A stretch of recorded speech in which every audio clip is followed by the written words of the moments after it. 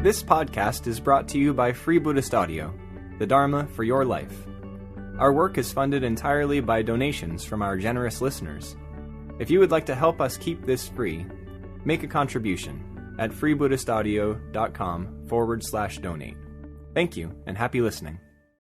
At one time, the Buddha was staying with his clan, the Shakyans, in Kapilavatthu, in the Banyan Park. And there was one of the Shakyan clan called Mahanama, who had just recovered from an illness, and he had heard how, now that the end of the rainy seasons were approaching, the monks were making robes for the Buddha, and they would shortly be setting out again on their wandering life once the rainy season had ended.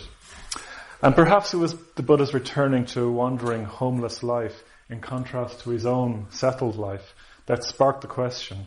But Mahanama asks the Buddha, for those of us living by means of various dwelling places, by means of which dwelling place should we live? So he's asking, what dwelling places should we live in? And by dwelling places here, he really means dwelling places of the mind. So he's asking of the Buddha an important question. Where should we dwell upon in our lives? What should we live by? What should we focus on? What should we dwell upon? What is the central focus of our lives? What should be at the center of our mandala? And not surprisingly, the Buddha responds by rousing him to practice the Dharma, to cultivate conviction, perseverance, mindfulness, concentration, and discernment. And once established in these qualities, he then says that Mahanama should develop 6 further recollections. Recollection of the Buddha, recollection of the Dharma, recollection of the Sangha, recollection of his own virtues, in other words, paying attention to his ethical practice, recollection of generosity, and recollection of the devas or the gods. And how I interpret this to mean is recollection of how skillful actions lead to future happiness. And the first 3 of these recollections, the Buddha, the Dharma, the Sangha, form the text of the Vandana, the text that we're looking at this weekend. So just to remind you briefly of what these 3 recollections are recollecting, what these 3 jewels are. The Buddha represents enlightenment. He was, like you or I, a man. He lived over 2,500 years ago in India. And through his efforts, he gained enlightenment. He gained a state of freedom from limitation, freedom from suffering. And he represents the fact that there is this possibility for us, and that it is possible for any of us too to gain enlightenment. And how do we gain enlightenment? We practice the Dharma. We practice all those teachings which lead to the truth. So the Dharma is all those teachings, and the Dharma is that truth itself which we are aiming for. And we practice it with other people who are doing the same thing. We practice it with other Dharma practitioners. We practice it within the Sangha. So the Sangha can mean all those people down through the ages who have gained some measure of enlightenment themselves and whom we draw inspiration from. Or it can mean the inspiration that comes from a great feeling of the potential that arises within a Sangha, within a collection of us practicing together. And this is what it means to be a Buddhist. To have a sense that there is a state of freedom, there is a state of liberation possible, there is a means to achieve it, the Dharma, and there are others to draw inspiration from, to draw support upon in doing that. This is what we need to dwell upon in response to Mahanama's question. This is what we need to put at the center of our lives. This is what we need to go for refuge to. So this is what is focused on in the Vandana. And as we heard last night, it is a core Tiratna text. It's regularly chanted by friends, mitras, order members all over our community. And large numbers of people chant it every morning, mainly as a way of orientating themselves towards that which is most important. And it's a very traditional text. Again, in its fullness, it comes from the Mahanama Sutta, but you get extracts from it again and again in the Pali Canon, particularly when there's one of the 3 jewels to be praised. And it's thanks to our founder, Bhante Sangharakshita, that it's such a central part of our literature. In his memoirs, you can read about Bhante performing puja, worship every morning in his various dwelling places in Kalimpong. And the Vandana was usually one of the central texts, or the central text, that was part of his morning practice. So the text, the Vandana, is an essential guide to what placing our heart upon the three jewels, to what going for refuge to the three jewels really involves. It's a clarification of what they are. It's a description of what these wonderfully shining jewels are and how brightly indeed they shine. And ideally, when we chant it with an unwavering confidence in the Buddha, in the Dharma, in the Sangha. But more likely for most of us, it's more that it gives expression to the aspirations that we have. It strengthens our convictions to go for refuge to the three jewels. To say a bit about the structure and the form, so obviously the first thing you notice is that it's in Pali, which is an ancient Buddhist language. Pali isn't quite what the Buddha would have spoken. There's no clear consensus, but it's reckoned that after the death of the Buddha, Pali evolved or emerged out of, among Buddhists, out of the languages that were spoken by the disciples of the Buddha and the Buddha himself as a new language. But it's quite close to the Buddha's tongue, and we can take it as going right back to the Buddha in terms of its meaning and what it's trying to communicate. So many of you might have chanted it before, and perhaps this morning was the very first time for some of you as well. So just to say a bit about how it's structured, it's in three parts: the Buddha Vandana, the Dharma Vandana, and the Sangha Vandana. Vandana means salutation, and Tiratna is the three jewels. So usually the full title is Salutation to the Three Jewels. So today I'm going to be talking about the Buddha Vandana, and tomorrow morning Padmaloka will talk about the Dharma Vandana and the Sangha Vandana. So what I'd really like to do here today is to evoke the qualities of the Buddha mentioned and described in the Buddha Vandana, and to really give us a flavour of the Buddha that's being communicated in the Buddha Vandana. So it begins with some praises of the Buddha. Then there is a section describing or rejoicing in each jewel. This is the Vandana as a whole now. And finally there is a kind of a chorus of appreciation, aspiration and devotion to each of the Buddhas, Dharmas and Sanghas of the past, present and future, along with an aspiration to go for refuge to them. Before we go into the Buddha Vandana, just one last note. Why should we look at the Vandana? Why should we look at this text? Well, to begin with, it is a central text of Tiratna given to us by Sangharakshita from the earliest parts of Buddhism. And you might well say, isn't it just a long piece of Pali that's hard to connect with? Isn't it just a memory exercise at times?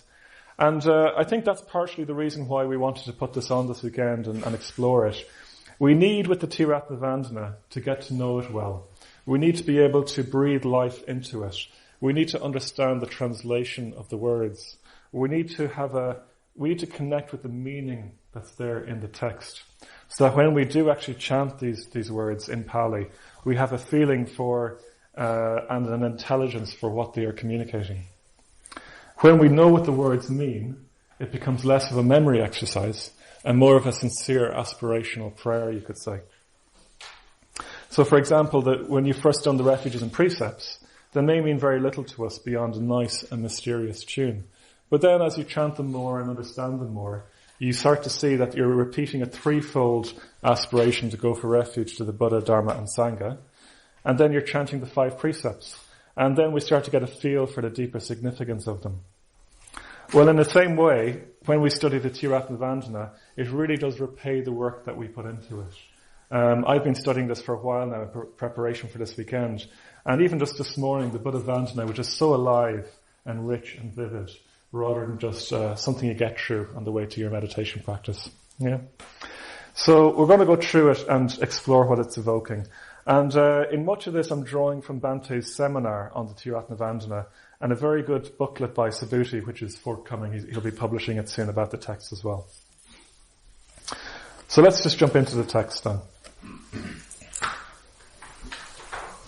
So the Vandana begins with a salutation to the Buddha, which is common to both the Vandana and the refuges and precepts. Namo tassa bhagavato arahato samma sambuddhassa. So we begin with Namo tassa. And this is a strong opening, which in a way sets the tone for the whole Vandana. Tassa means to him, and Namo, it's usually translated as salutations. So you could translate Namo Tassa simply as salutations to him. But I think Namo needs to be unpacked quite a bit, because it's the key to the whole text, really. You could even say Namo is a key to the whole of Buddhism. The word salutations is a bit weak, really, for what's been got at. So I want to spend a bit of time unpacking it. Namo really means bringing yourself down in front of, particularly in the sense of, or has the connotation of bringing your head down to the ground in front of the feet of that which you revere. So there's a very strong element of devotion, of salutation in Namo that is continued right throughout the text, as we'll see. What Namo really is about is bringing yourself into a relationship with that which is beyond us, that which is higher than us. Implicit in Buddhism and explicit in Buddhism is the idea of spiritual hierarchy, that there are ways of being that are beyond us. There are ways of being that are far more developed than we are. We are not the pinnacle of creation. There are states of mind and ways of being that are far beyond what we are currently capable of accessing. And this is a very good thing when you think about it. When I think about the states of mind I get into, at times they are very exalted, at times they are very refined, at times they can be quite joyous, but a lot of the time I'm stuck and I'm sick of the same old repetitive states of mind. I'm stuck and I'm sick of the same old cravings, the same old stories, the same old reactions, which particularly kick in the instant life gets a little bit challenging or I don't get what I want. Increasingly, perhaps as I get a little older, I find myself sick of just how much low-level craving I do for pleasure, just to make things feel pleasant. And I'm quite sick as well of how I'm constantly trying to avoid pain.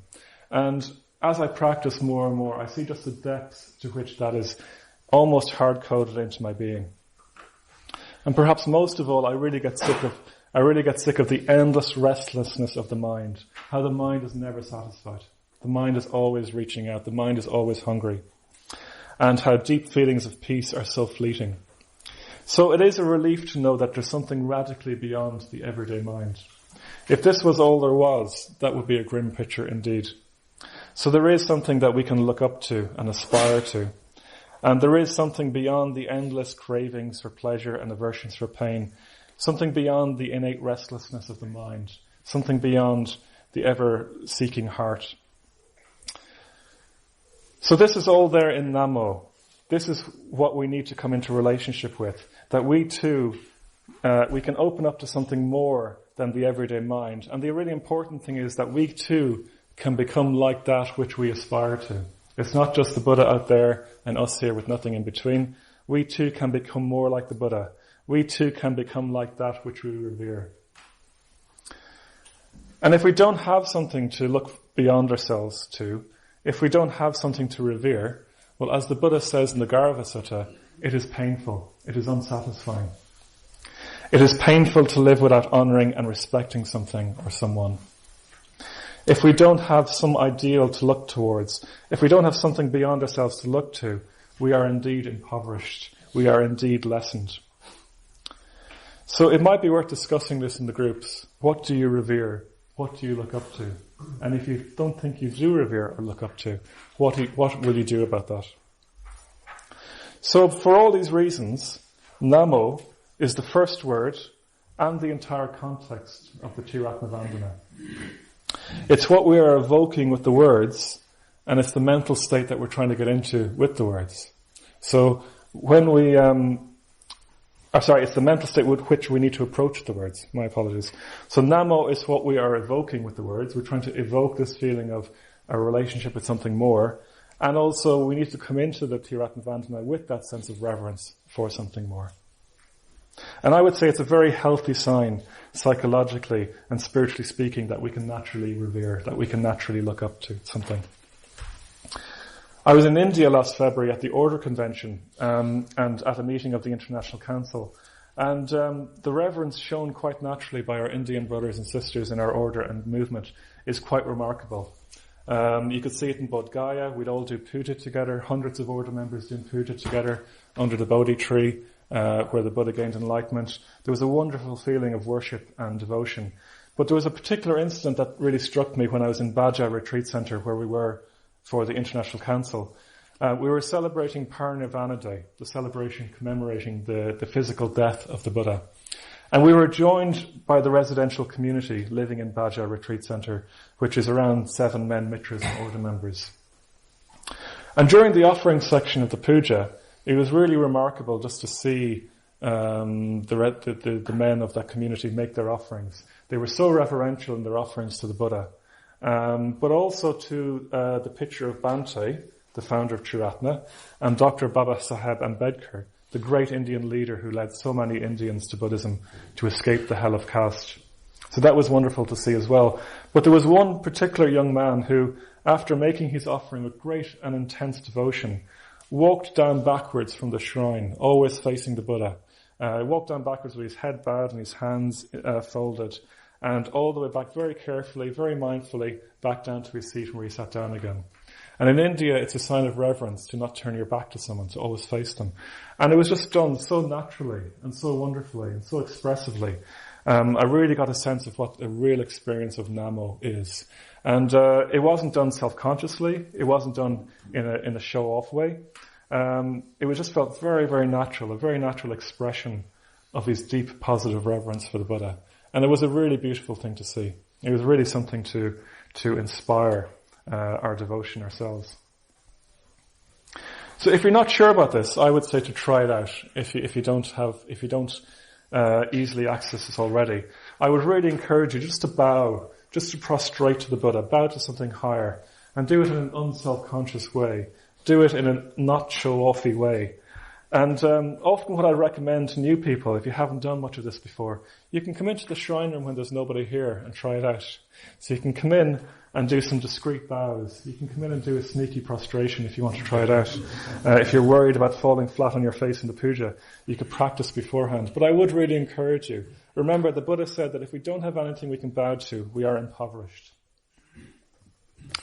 I remember after my first puja, after a retreat in Ireland many years ago, wandering around in the dark outside after the puja. And I remember seeing these huge, majestic, beautiful trees gently swaying in the night sky. And I just bowed to them. I just bowed to about 5 or 6 different trees. I was recklessly bowing to everything worthy of bowing to. And it just felt so wonderful and so healthy and so connecting. So it didn't feel in any way a diminishment of my being. In fact, it felt like an affirming of my relationship with the world around me. So we need to do this. And the Triratna Vandana, we're not just bowing to majestic trees, we're bowing to the greatest possible ideal, which is the Buddha himself. And when we can do this right, it's simple, it's beautiful, it's wonderful. So all this is there at the start of the Triratna Vandana, Namo Tassa, reverence to him. So who are we reverencing? He who is Bhagavato Arahato. And this is repeated in the next line, in the first line of the next section. Itipiso Bhagava Arahang Sama Sambuddho. So Itipiso means such indeed is he, or he is indeed. So the Buddha is indeed Bhagavato Arahato Sama Sambuddho. So Bhagavato, or Bhagava, usually is translated as auspicious, lucky, fortunate, special, in a very positive sense, even blessed. It means someone who has a touch of magic to them, someone who has a certain glow. There's something wonderful about them that can't be pinned down. And you get a sense of this in the life of the Buddha, many times in fact. So just to pick one period of time, after the Buddha's enlightenment, his skin glowed brightly and he was quite striking. And this happened a few times actually in his life.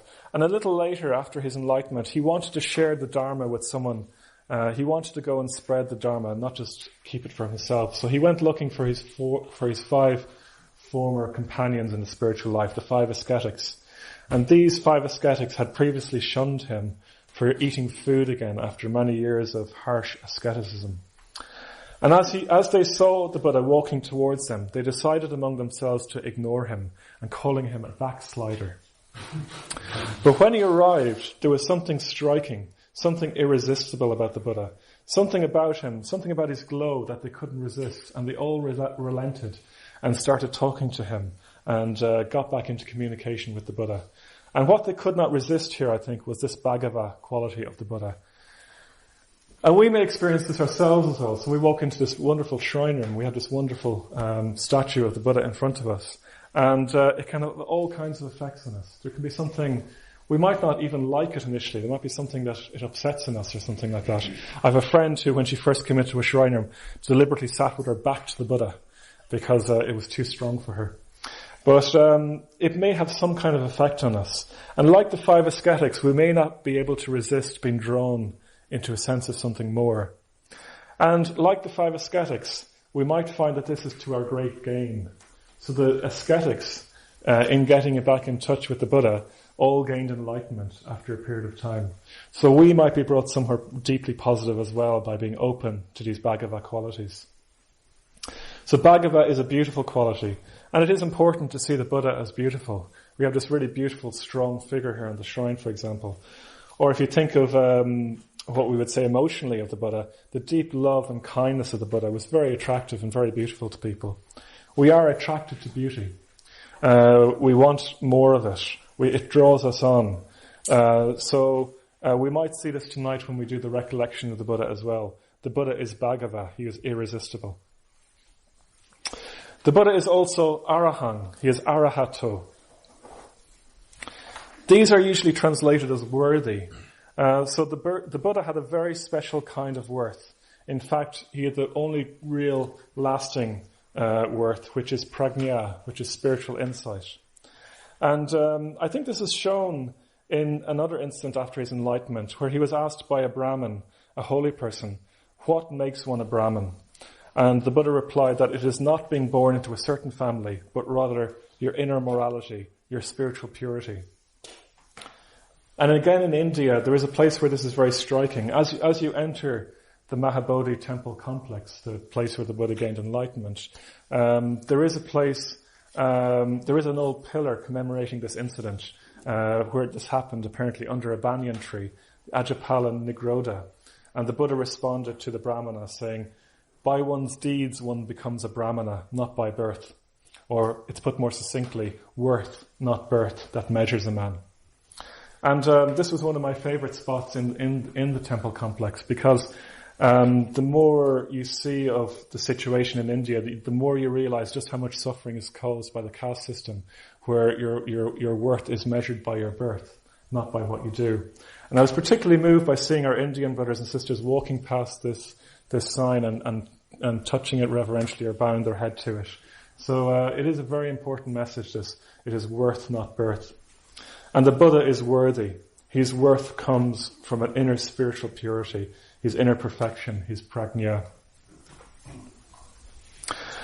As well as that then, the Buddha is Samma Sambuddho, or Samma Sambuddhasa.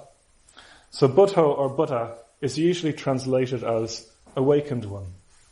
But the root meaning is actually related to intellect or understanding or knowledge. A Buddha is someone who understands in the deepest sense of understanding the true nature of things. And then Sama is an emphatic, an emphasizer. It means wholeness, completeness, fullness. So the Buddha is not just someone who understands the true nature of things, who has transcendental insight. He has it to the fullest possible degree possible. He was very clear with his enlightened disciples, your understanding is the same as my understanding.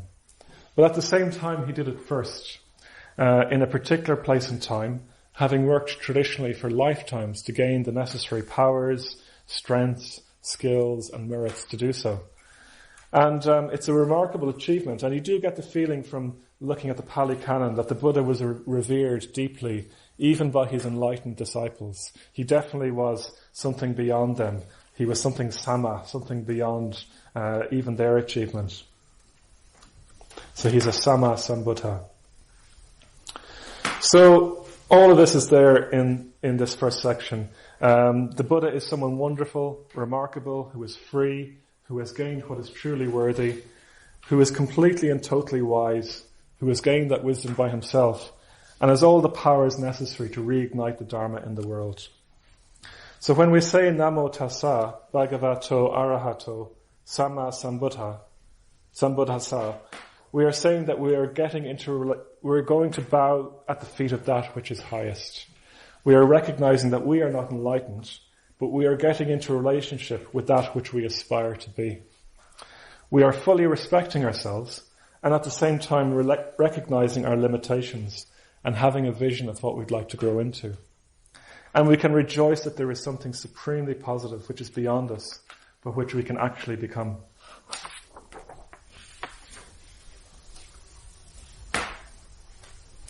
So next in the Vandana, there's a list of qualities of the Buddha.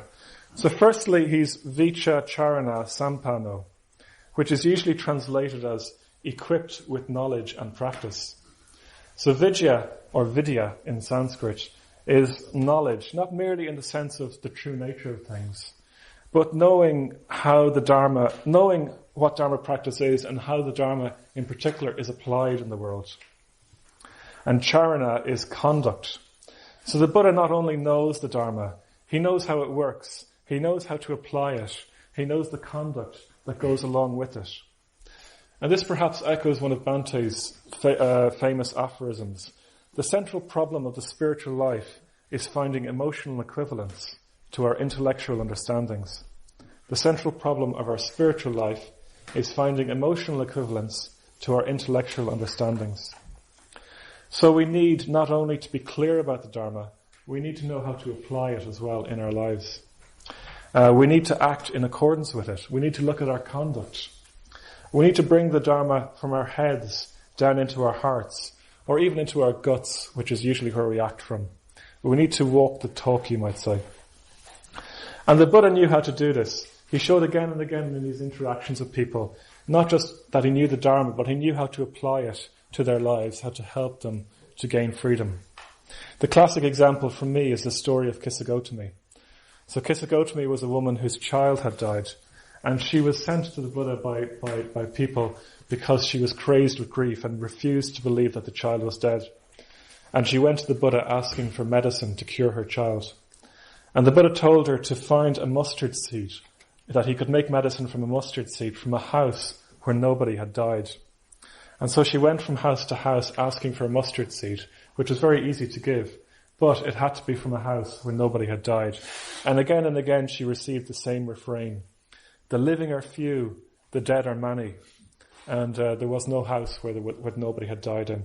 And through this reflection on death, in a way, she came to realize what had happened, and she let go of her child and became a follower of the Buddha, and later gained enlightenment. So the Buddha knew the theoretical knowledge of impermanence and change and death, but he also knew superbly how to apply it in a way that she could actually take on.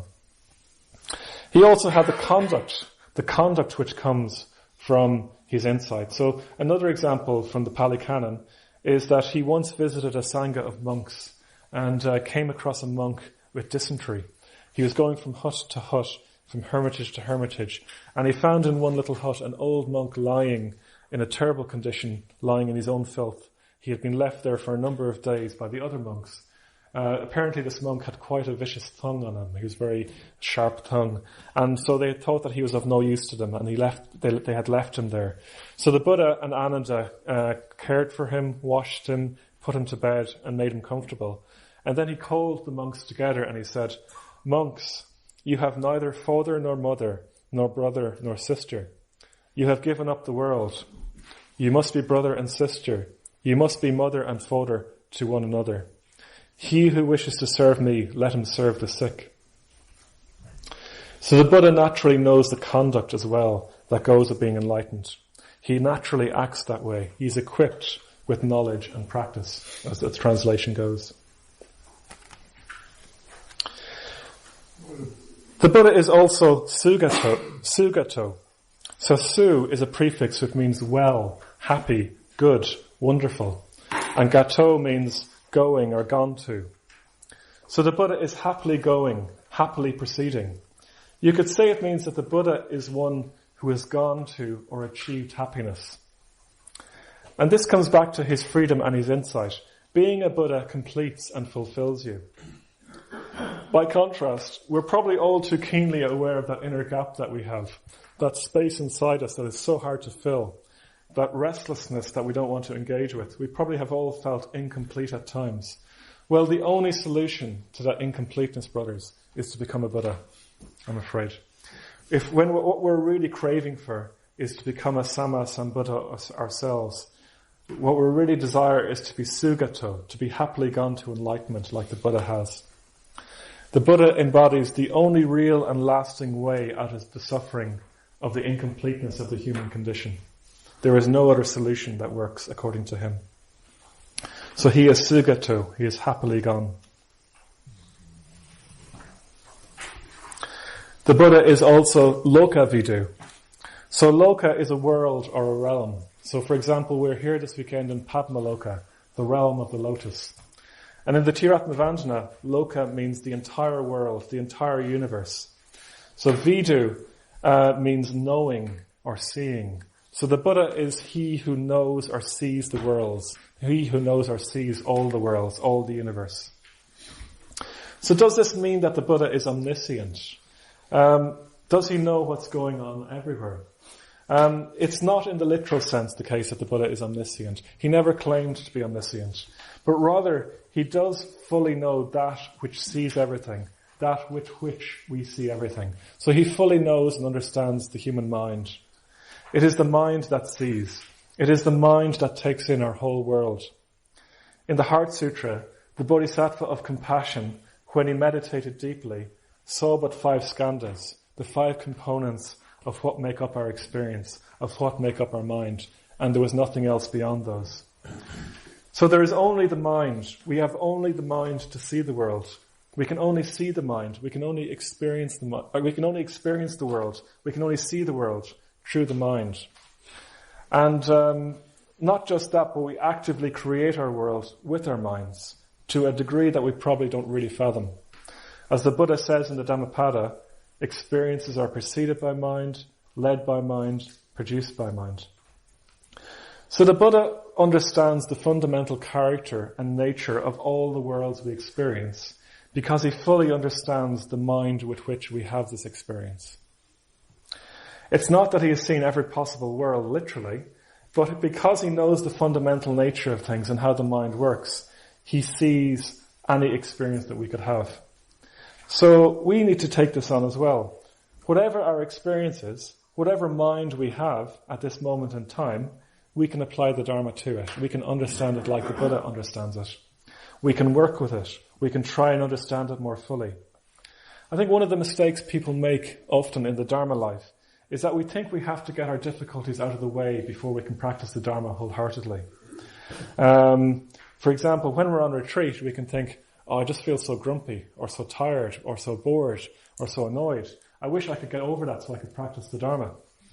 And I know it sounds a bit silly when we put it like that, but that is actually our experience a lot of the time. At least it's certainly my experience. But these challenges are the Dharma. These are what we need to be taking the Dharmic perspective on. We need to work with our minds in these situations. We need to work with whatever mind-created world we find ourselves in. We can't just look for the positive worlds where there is no discomfort and put our Dharma life on hold until we achieve them. So if we want to become like the Buddha, we need to take on this perspective. We need to see things. We need to see the world we're in right now in the light of his teachings, particularly in terms of change, arising and passing, craving and suffering, contentment and generosity, and so on. If we're making excuses, we're not really fully taking responsibility for our Dharma lives. We're not doing it right. We're not really working to become a Loka Vidu, a knower of the worlds, a knower of the various worlds we get into, and the mind with which we get into it with. And then the Buddha is also Anuttaro, supreme, without anything higher. It's not that the Buddha is God or that there is a God whom the Buddha is beyond, but that the Buddha has attained that which is the highest attainment, the highest thing possible to attain. So as we go for refuge to the Buddha, we are confident that he is supreme, and we understand in what sense we mean this. He is Purisa Dhamma Sarati. So Purisa means, well, we can translate it as humanity or human beings. And Dhamma, D-A-M-M-A, means capable and requiring training. So Purisa Dhamma means all those who are capable of training, but in particular all those who want training, who are desirous of training. And Sarati is literally the one who controls animals, or a tamer. So we are animals to be tamed, according to the Buddha. So the Buddha is one who is capable of training all those who need to be trained, who wish to be trained, taming all those who wish to be tamed. If you are not willing to be trained, then the Buddha cannot do much for you. As he famously said, he merely points out the way. By us must the effort be made. And perhaps paradoxically, the first effort we need to make is to be receptive and open to the teachings, be receptive and open to the Buddha, be receptive and open to the one communicating the training. So it might be worth discussing in your groups if you think of the Dharma as a training. Is it something that you take on as a training? Is it something that you take on even as a discipline? Are we open to that training changing us? Are we prepared to be inconvenienced by the Dharma? That is what it means to be trained. We need to be ready to be inconvenienced by it. We need to make changes according to it. Traditionally, what we call Buddhism was referred to the Buddha as the Dharma Vinaya, the doctrine and the discipline. So it's a set of teachings, but it's also a discipline. It's also a training. And if we don't see the Dharma as a training, as a discipline to take on, even at inconvenience at times ourselves, then we're missing out on something. We're missing out on a vital part of what we're trying to do in the Dharma life. This word training might evoke a response to us. Might evoke a response. Do we want to be tamed? Do we want to feel tame? For many people, it's probably a bit of a distasteful or pejorative word. Maybe it's due to religious conditioning, who knows. But in this case, taming people is a question of being able to help people really understand their natures. When the Buddha tames men, he really means he works with them to help bring them on, to draw out the best in them, to help them understand themselves. So this is what is truly meant here.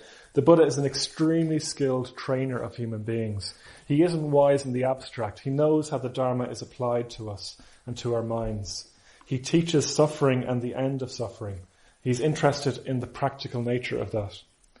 And he can do this anywhere. Anywhere there is self-awareness, anywhere there is a self, there will be suffering, and there will be a path beyond suffering, which is the Dharma of the Buddha.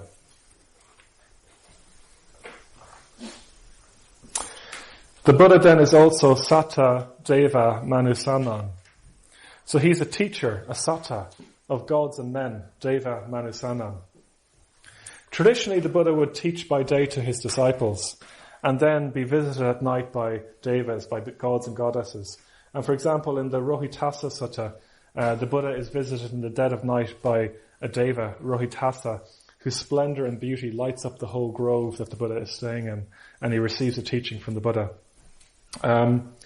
So we can take it quite literally that the Buddha was a teacher of gods and men. Perhaps another way we can take it is that he's the teacher of all conscious beings. He has disciples at all levels of human experience. But I think we need to read a little bit more into this actually. The Buddha is in contact with other dimensions of reality beyond the everyday. He is able to interact and communicate with beings in dreams, in visionary dimensions. And at the very least, we need to see the Buddha who has gone far beyond ordinary human consciousness.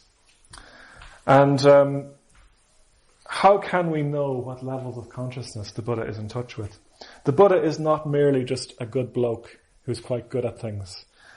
He is in constant connection with something that is far beyond anything that we currently imagine. How can we know the mysteries of higher levels of consciousness? We may from time to time in meditation or visionary experience have a taste of what these higher states of consciousness can be. But really it's so far beyond us so much of the time. And we have to be very wary of the tendency of the unenlightened mind to pull these higher states of mind down to our everyday levels of talking about it.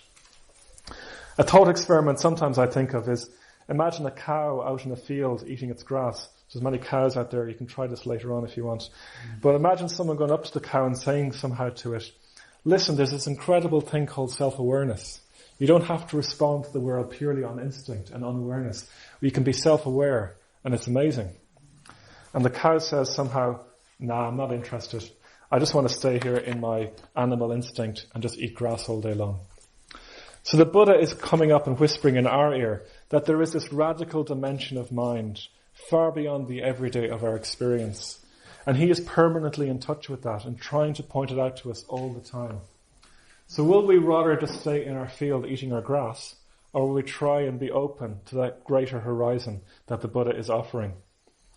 And this is another reason why we need to keep the Buddha as a living figure in our lives. We need to keep evoking him through practices like the Tiratma Vandana, because the tendency is always to go back to our field and eat our grass again. We need to have some kind of sense of the higher. We need to have some kind of truly transcendental presence in our life. We need to have some symbol pointing beyond itself to wisdom, to something decisively beyond the self. So the Buddha is the teacher of gods and men. And no matter what dimension the Buddha is in, he applies and teaches the Dharma there. No matter what realm of consciousness the Buddha is in, he knows it and is ready to teach people. And then this verse ends with Buddho Bhagavati, which simply means, such indeed is he. So then the last verse of the Buddha Vandana, it's similar in each of the three Vandanas. It's kind of almost like a chorus. So it begins with the line, Buddhang Jivata Paryantang Saranang Gacchami. And this translates as, whatever the span of life I have, I go for refuge to the Buddha. So long as I live, so long as I draw breath, I go for refuge to the Buddha. I put the Buddha at the center of my life. The Buddha is the central lodestone of my life. And it's not just the historical Buddha that we're talking about here. It's the Buddhas of all times, wherever we find them. Yeche Buddha Atitacha, all the Buddhas of the past. Yeche Buddha Anagata, to all the Buddhas of the present. Pachupana Cheye Buddha, all those Buddhas yet to be in the future.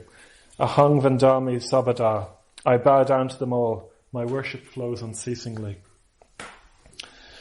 So here we're not only bowing to the historical Buddha, but we are entering into a relationship with Buddhahood as a universal and ever-recurring phenomena. Buddhahood arises again and again wherever there is self-awareness, wherever there is consciousness and the right conditions. Traditionally, it's said that even though the Buddha is the supreme being, the highest attainment possible, he is not historically unique. And there have been a number of Buddhas, traditionally on this planet, each of whom has rediscovered and taught the Dharma. And the Mahayana takes this even further with Buddhas all over the universe, discovering and rediscovering the Dharma. So you can take that whatever way you will, but I think what has really been communicated is that Buddhahood is possible in any time and is not just a unique occurrence, even though it is of highest importance. So I think what's really been got at here is that we really need to enter into a new relationship with the universe, with how things fundamentally are. We need to enter into a relationship with a living universe. Bhante emphasizes the need for this way of seeing the universe very strongly in his amazing book, A Survey of Buddhism. He quotes his good friend Lama Govinda, which I'll repeat here now, about the ever-recurring nature of Buddhahood in the universe. So this is Lama Govinda.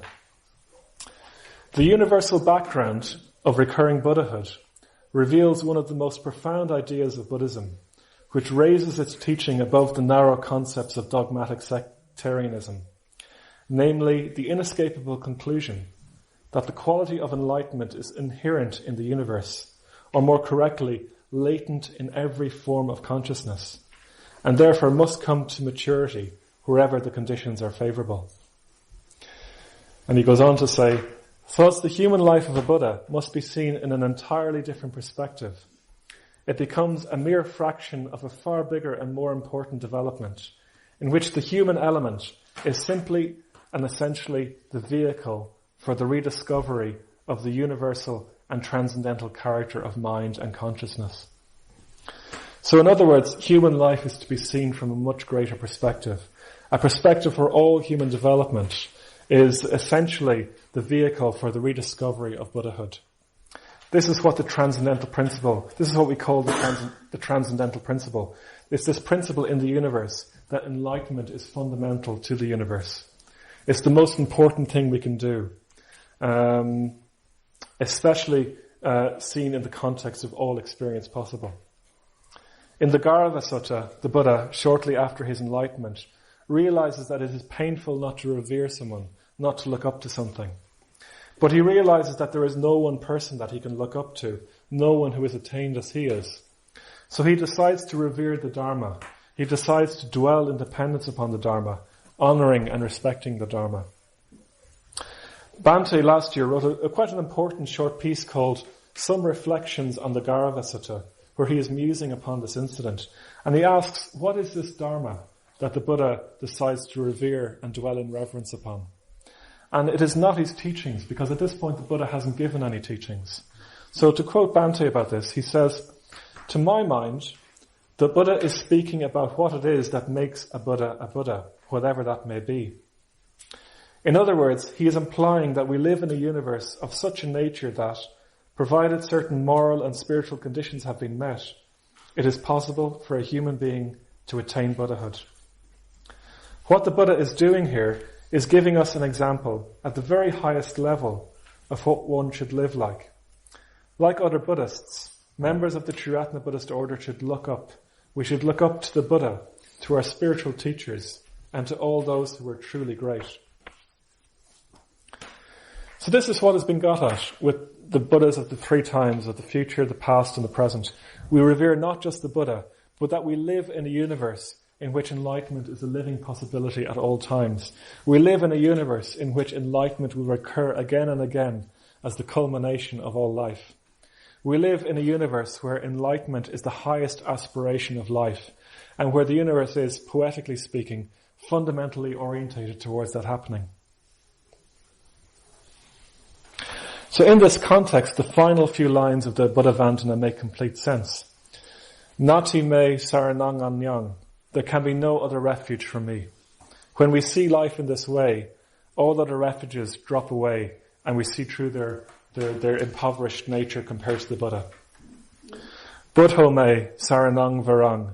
The Buddha for me is the supreme refuge. He is the only refuge I need. He is the best refuge in the universe, the highest we can aim for. Etena satya vachena. Oh, by the virtue of this truth, this satya, hotu me jaya mangalang. So jaya is victory, and mangalang means luck or auspiciousness or good fortune. So Bhante translates this as, may grace abound in victory. So by this truth about the nature of life, may all victory and all good fortune flow everywhere.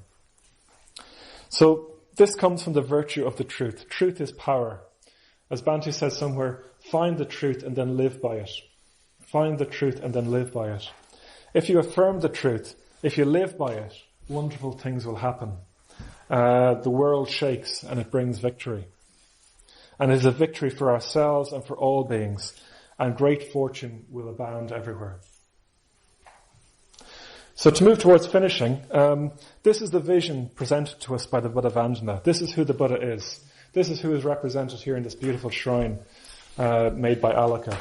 It's a vision of the Buddha which is quite remarkable. It's a wonderful perspective which goes beyond the dour materialism and consumerism which is on offer today by contrast.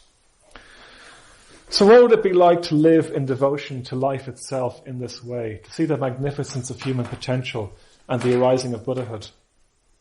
Perhaps the closest I've come to this experience myself is again on that trip in India. So near the end of my trip, I was lucky enough to travel for a few days with Jnanadhara and Parmabandhu, and we visited the caves of Ajanta and Ellora in Maharashtra. And the caves of Ajanta are an old monastery system in a beautiful valley, river curve in the valley. And it's a mix of caves which are temples and caves which are small contained monasteries. And they're truly amazing places. I'd really encourage you to visit Ajanta and Ellora as part of a visit to our brothers in India as well. And Ajanta has beautiful frescoes on the walls and statues and carvings. And sadly the frescoes are fading now due to water damage. But you can still see them and they're intensely devotional and beautiful. Many of you will actually know one of the more famous images, which is used on the front of Sangharakshita's book, The Bodhisattva Ideal, which is an image of Padmapani. And I got to see it in person, and that was quite an experience. And then Ellora is another cave system a little bit away. It doesn't have frescoes, but it has many beautiful statues and caves as well. And what really struck me the most from all these frescoes and statues is the beauty of the faces, the beauty of the Buddhas and Bodhisattvas depicted. Particularly in the Bodhisattvas, there's a transcendent joy which shines through their faces. It is incredibly bright and beautiful and inspiring.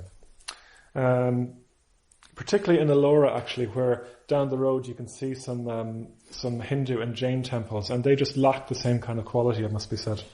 So in these Bodhisattva figures, you get a sense from them of the depth of refinement and positive emotion in enlightened states of mind. They really are truly beautiful.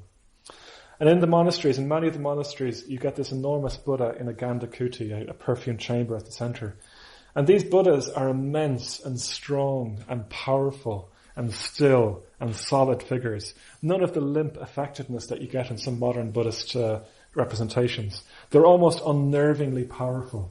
There's something sacred about them. There's something transcendent about them. They're an embodiment of all the characteristics that I've talked about today in the Buddha Vandana. And there are many beautiful images. Two that really struck me as well was there's a beautiful image of the Buddha being attacked by Mara. The Buddha with all of Mara's legions around him, shooting at him and trying to distract him. And in this case, the Buddha sits very calmly and beautifully in the center with his hand in the generosity mudra, which is unusual for that incident. But it's a very beautiful piece. And there's also a very, very beautiful Buddha in his parinirvana posture, where he's lying just before his death, completely undisturbed in the face of death, surrounded by his arahants and disciples in various states of response.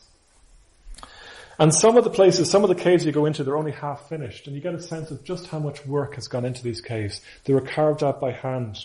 And the smallest cave system would be maybe 3 times the size of this room. And it was carved out of solid rock by hand. And it really was a work of generations of devotion. And it's important to remind you that the end goal of this work was not to have a nice art gallery or visitor centre. It was actually a living monastery. It was done out of devotion, an act of giving to a higher goal, an act of getting into relationship with the goal of life. And in these frescoes and in these depictions, all of life was there, from people to animals to devas, from commerce to family life to politics. And what is really communicated in them is a world radically rooted in and centered around the Buddha. Now, obviously, they're not used nowadays as living monasteries like they used to, but the old Buddhas still sit there, dignified and beautiful. The beautiful, calm and radiant attendant bodhisattvas still stand there either side of them, communicating a radiant inner peace and joy. And in Ellora, for example, we found a quieter part of the complex, a smaller temple and shrine, and we meditated there a number of times. And it was really beautiful sitting there. You didn't have to meditate. You just sat there and soaked it all up. You were in tune with the radiant peace and joy of the bodhisattvas. You're in tune with the stillness of the massive Buddhas. And you got a sense of what it would be like to have this inner restlessness that affects us so much. You have a sense of what it would be like for that to be stilled. And I remember being struck very strongly as we chanted the Tiratma Vandana there, that in that context, the Buddha Vandana makes complete sense. Of course you would want to sit at the feet of the Buddha. Of course you want to pay your reverence to the Buddha. Of course this is the highest vision possible for my life. Of course this is what I want to give myself to. So this is what we're trying to evoke. This is what we are evoking with the Buddha Vandana. This is the context within which we should aspire to connect with it. And when we chant, this is what we're trying to connect with when we're chanting it. We're trying to connect with this amazing figure of the Buddha and the transcendental principle that he represents. And we're trying to connect with and be open to a universe, our universe, radically orientated around enlightenment. So, by the virtue of this truth, may grace abound and victory. Thank you. We hope you enjoyed this week's podcast. Please help us keep this free. Make a contribution at freebuddhistaudio.com/donate. And thank you.